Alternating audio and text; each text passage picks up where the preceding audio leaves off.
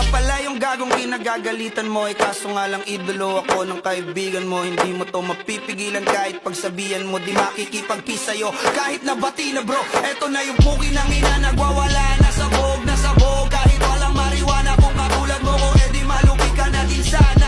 Guho talaga pag ako ang nakapinsala. Bukod sa lupet, ganito ako kakulit. Di kung ayaw mo sa'kin pero papakinggan mo ulit. Daming gustong pumapel pero tangin na punit. Kanta ko ay laging fresh na parang bagong gupit. Ano kaya pa pre? Huwag mo nang itanggi. Di mo alam kanina pa kita pinuputakte. Todo mo na yan pwet, parang ultimang hit. Parang kang sedan na sinagasaan ng takip. Parang tanga to kung ano-ano yung sinasabi. Yan mo na tol, siskas ka kasi yan eh. Gagawin lahat para sa issue makasabit. Yung mga may galit, mga walang talent. Aha!